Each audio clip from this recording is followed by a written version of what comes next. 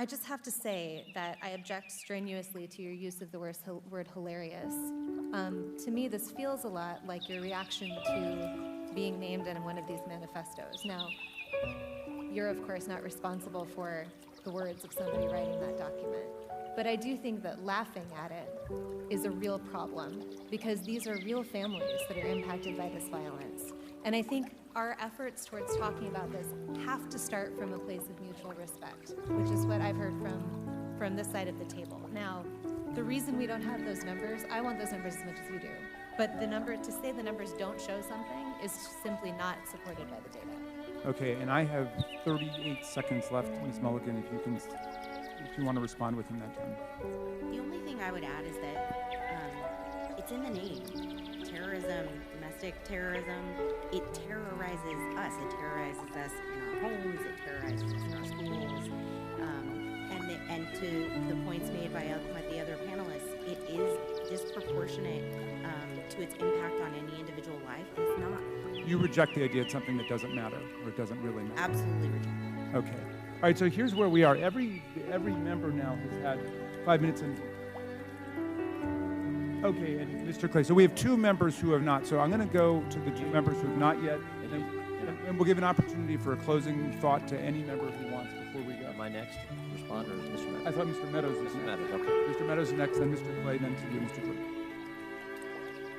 Ms. Owens, obviously this is a gang up on you. You know, we're giving these witnesses the ability to do a rebuttal on you, and so you know, I find it unfair, Ms. Ballou.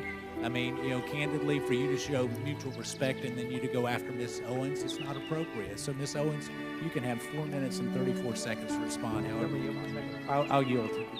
Thank you. I believe, Ms. Owens, when you used the word hilarious, it was referencing the fact that no one had asked you a question. It wasn't to the subject matter of the hearing. Is that right? That is correct. And to have another witness insinuate something that is not accurate is just not appropriate, Mr. Chairman, for how witnesses are supposed to behave in front of this committee. I also think you didn't say it doesn't matter about the subject matter of today's hearing. You said there are other subjects that matter as well, and maybe we should spend some time on those. Is that accurate? That is correct, and they matter much, much, much, much more, and I have said that. I said that in my opening, and I will say it again. You know that white supremacy and white nationalism ranks nowhere near the top of the issues that are facing Black America. And the reason that you are bringing them up in this room is because it is an attempt to make the election all about race, as the Democrats Not in my case, Ms. Owens. I'm sorry. Please do not characterize my motive. Mr. Chairman, it's my time. Yeah, it's my time. You've got your time, Mr. Meadows. I'll give you 3 more seconds.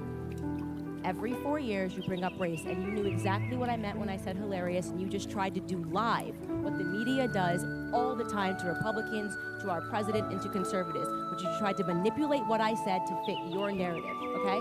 I was not referring to the subject matter that is hilarious.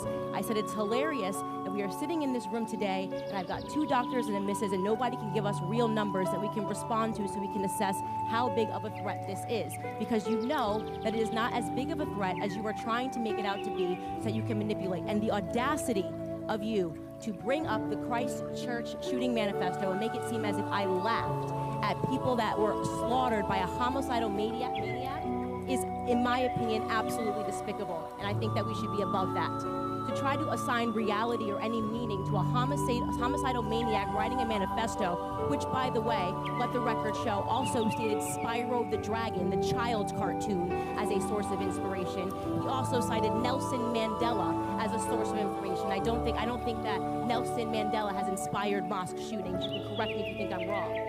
You would rather assign meaning to a homicidal maniac than to actually address the things that I said today that are actually harming Black America. Number 1, father absence. Number 2, the education system and the illiteracy rate. Illegal immigration ranks high, abortion ranks high, white supremacy and white nationalism, if I had to make a list again of 100 things, would not be on it. This hearing, in my opinion, is a farce, and it is ironic that you're sitting here and you're having 3 Caucasian people testify and tell you what their expertise are. You want to know what my expertise are? Black in America. I've been Black in America my whole life, all 30 years, and I can tell you that you guys have done the exact same thing every 4 years ahead of an election cycle, and it needs to stop.